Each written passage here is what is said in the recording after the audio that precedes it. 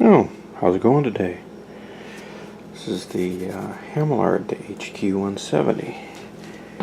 And I've been noticing the thing acting a little weird.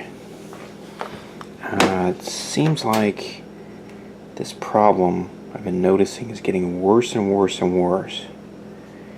So, of course, since it's getting worse, I've been carefully ignoring it, trying not to make things worse. And anyway, kind of had a little lapse of, I don't know, I guess judgment. I fired this up last night. I was listening to it and it sounded pretty normal. And I'm tuning away and I happened to get this little whiff of like something burning, so I immediately shut the thing off. And said a little prayer that it wasn't this, it was something else I was tinkering with, because it's not as important. Well, to me it's not important. Well, about that. So, I flipped the thing over and stuck my nose over here where the power transformer is, and yeah, it doesn't smell good. So, the thing seemed to be operating normally. But what I think's going on is I think this transformer is slowly burning down. And I don't know why. I brought it up pretty careful and I've let it. One of the other things, you don't see me do this very often, is sometimes if these things are a little questionable, they've been sitting a long time, sometimes I'll let these sit in a very warm place for as long as I can stand it to kind of bake those transformers and force any moisture out. I've seen guys put light bulbs under them. I've seen guys put them in vacuum chambers and pull a vacuum on them.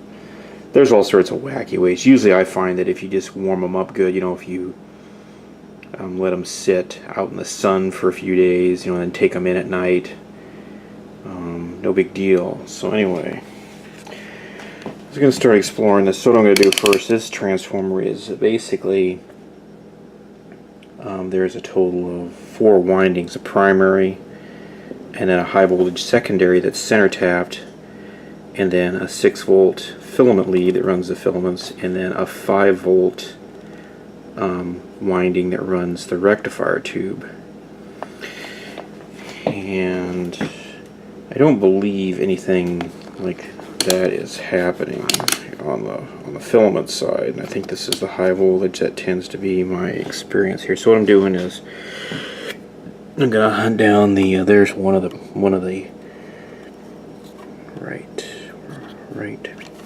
right there is one of the high voltage windings. There actually are 3 on there. One goes to ground, and that's the center tap, and that forms a bridge, or not a bridge, but it forms a full wave rectifier with a tube, so you only need 2 diodes. So I've taken my Variac and turned it way down. I've got about 10 volts here.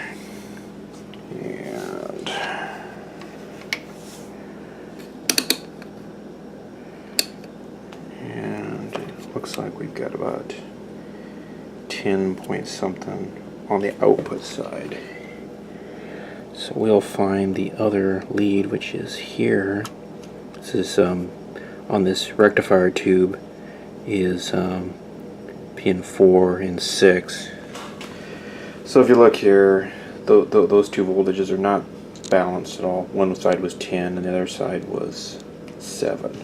And here's where a bad word is said, so you cover your ears. And well, okay, so we can confirm this. We'll just turn the voltmeter to the ohm scale, and that says it's about 20 on the bad side. We'll go back to what I believe is the good side. It says it's about 30. So this has a kind of a reasonably nasty short on the high voltage. Okay. So that's the end of that. Or is it? Well, it is and it isn't. You've got a number of choices here. I could find, well, first choice would be I could stop using the unit. Second, not high on the list. I could build an external power supply. I don't believe there's any way to salvage this transformer right off the bat. I can try and heat it, you know, and drive the moisture out of there. I don't think it's moisture. I don't think that's going to help me.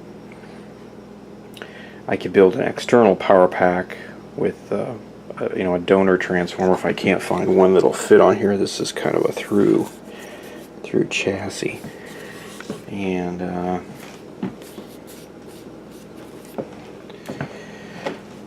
I could find any transformer that fits. This is about it says 6.3 volts. I don't know how much current. 5 volts. Again, I don't know how much current. Probably about 2 amps. And then about 490 volts center tapped. So probably about 500 volts center tapped. And I could fudge that a little bit. This isn't a really super giant transformer, as you can see. It's, you know, I have my hand here.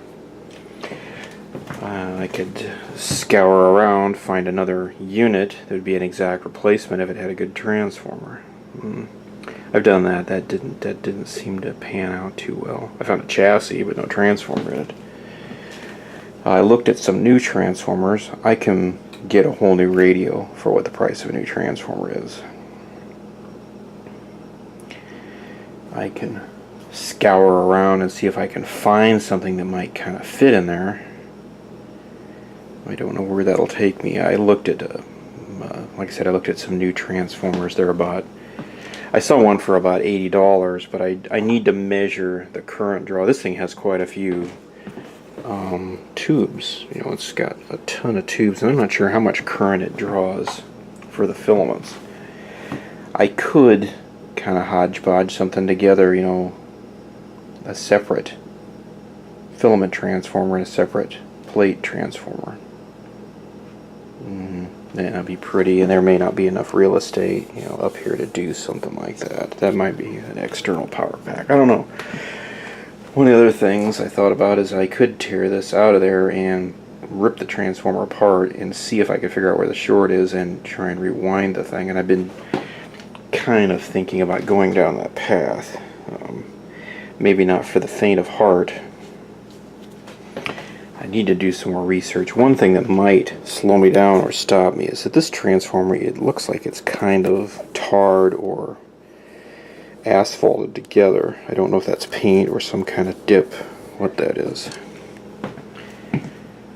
So, and I need to figure out how many watt that transformer is and all the good stuff. And what I might do is the radio still runs, it's gonna burn that transformer up. So what I might do is I might break into these lines with my current meter and measure them real quick and dirty and get a rough idea. The other thing I could do is, you know, the filament for the rectifier tube I can figure out from specifications, and I could, you know, count all the tubes plus the lighting for the filament, for the 6-volt filament. I could temporarily break this loose and power it with an external power supply and figure out what sort of voltage for the high voltage, you know, how much current it would need. It can't be too big. This thing's not a very big transformer. I don't know. So we'll do some more snooping and see what we come up with. So there you go. It's another grumpy day. Take it easy.